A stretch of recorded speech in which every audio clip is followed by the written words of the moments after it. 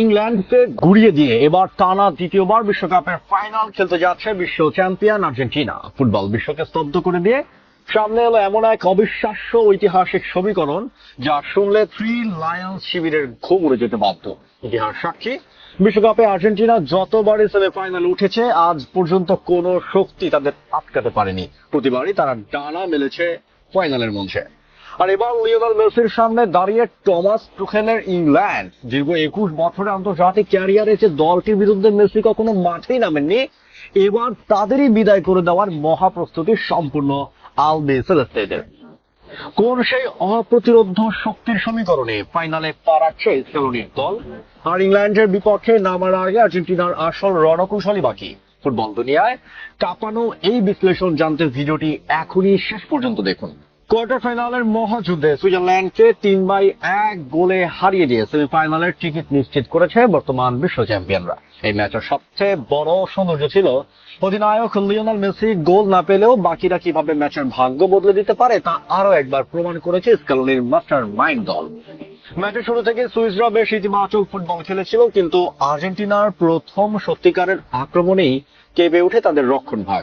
মেসির এক নিখুঁত ও চমৎকার কর্নার থেকে মাথা ছুঁয়ে বল জালে পাঠান অ্যালেক্সিস ম্যাক অ্যালিস্টার। তবে পিছিয়ে পড়েও ম্যাচ ছেড়ে দেয়নি সুইজারল্যান্ড। 67 মিনিটে তারা সমতায় ফিরলে ম্যাচটি দারুণ জমজমাট হয়ে ওঠে। এরপর VAR এর নাটকীয়তায় ড্রাইভ দেওয়ার অপরাধে সুইস স্ট্রাইকার লাল কার্ড দেখলে ম্যাচ গড়ায় অতিরিক্ত সময়। আর সেখানেই দেখা যায় আসল আর্জেন্টিনার আসল রূপ, আসল পাওয়ার ফুটবল। চাপের মুখে কিভাবে ম্যাচ নিজেদের পকেটে তুলে নিতে হয় তা স্কেলোনির চেয়ে ভালো হয়তো এই মুহূর্তে কেউ জানে না। অতিরিক্ত সময় পুরো মাঠ জুড়ে অক্লান্ত পরিশ্রম আর হুলিয়ান আলভারেজের আর্জেন্টিনাকে এনে দেন কাঙ্ক্ষিত সেই লিড। প্রায় 25 গজ দূর থেকে ডান পায়ে নেওয়া তার এক জাদুকরি বাঁকানো শট সুইস গোল রক্ষক গ্রেগর তেবেলকে পরাস্ত করে জড়িয়ে যায় জালের ওপরের কোনায়। গোলটি এতটাই চোখ ধাঁধানো ছিল যে উচ্ছ্বাসে আর্জেন্টিনার পুরো ডাগ আউট মাঠের ভেতর ছুটে আসে। এরপর ম্যাচের একদম শেষ মুহূর্তে ক্লাসিক এক কাউন্টার অ্যাটাক বা পাল্টা আক্রমণ দেখে সুইজারল্যান্ডকে কফিনে শেষ পেনাল্টি ঠুকে দেন লাউতারো মার্টিনেজ। আলমাদার শট গোলরক্ষক ঠেকিয়ে দিল, ফিরতি বলে সহজে টোকায় 3-1 ব্যবধানে জয় নিশ্চিত করেন লাউতারো। আর এই বীরত্বপূর্ণ জয়ের মাধ্যমে নিশ্চিত হয় সেমিফাইনালে সেই ঐতিহাসিক মহাদ্বৈরথ আর্জেন্টিনা বনাম ইংল্যান্ড। বুধবার রাত একটা মুখোমুখি হতে যাচ্ছে এই দুই চির প্রতিদ্বন্দ্বী দেশ। এই ম্যাচটিকে ঘিরে বিশ্বজুড়ে বাড়তি হাইপ তৈরি হওয়ার প্রধান কারণ স্বয়ং লিওনেল মেসি।